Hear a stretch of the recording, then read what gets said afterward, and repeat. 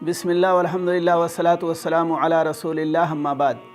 محترم بھائی اور دوستو، امامت میں اصل تخفیف ہے، یعنی اگر کوئی لوگوں کی امامت کرائے تو اسے چاہیے کہ ہلکی نماز پڑھائے۔ نبی کریم صلی اللہ علیہ وسلم کی حدیث ہے، ابو ہریرہ رضی اللہ عنہ راوی ہیں، اور بخاری کی حدیث ہے 703 نمبر کی۔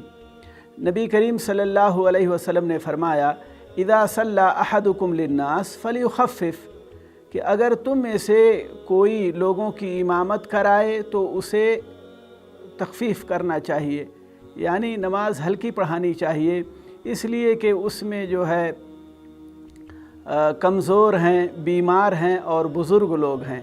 لیکن اگر اکیلے پڑھے تو جتنی لمبی کرنی چاہے کرے۔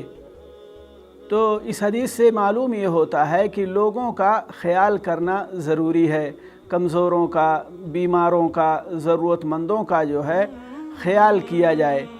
اور یاد رہے کہ جو مقتدیوں میں سب سے اضعف ہے، جو سب سے زیادہ کمزور ہے، اس کی رعایت کرنی چاہیے، اس کی رعایت کرنی چاہیے۔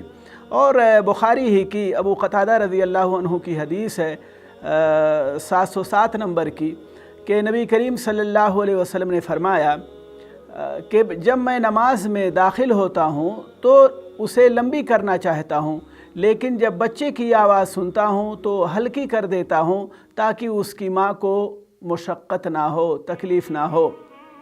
تو غور کیجئے، بچے کی رونے کی آواز سن کر نبی کریم صلی اللہ علیہ وسلم نماز کو ہلکی کر دیا کرتے تھے۔ اور جن مسجدوں میں یا جو امام نماز کو لمبی کرتے ہیں، لوگ ان مسجدوں سے کتراتے ہیں، یعنی جماعت سے نماز پڑھنے سے جو ہے گریز کرتے ہیں یا کسی اور مسجد کا رخ کرتے ہیں۔ اور اگر خاص طور سے اگر فجر وغیرہ میں نماز لمبی کر دی جائے، 3 صفحہ 4 صفحہ ایک پیج میں پڑھا جائے، تو بہت سارے لوگ جماعت سے دور بھاگتے ہیں، جماعت سے دور بھاگتے ہیں۔ لیکن یاد رہے کہ تخفیف کا یہ مطلب بھی نہیں ہے کہ نماز کے جو ارکان اور جو واجبات ہیں ان میں کوئی خلل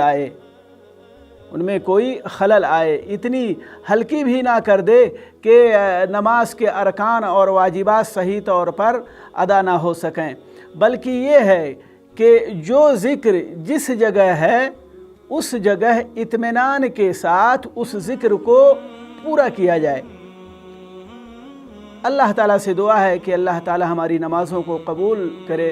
وصلی اللہ وسلم علی نبینا محمد۔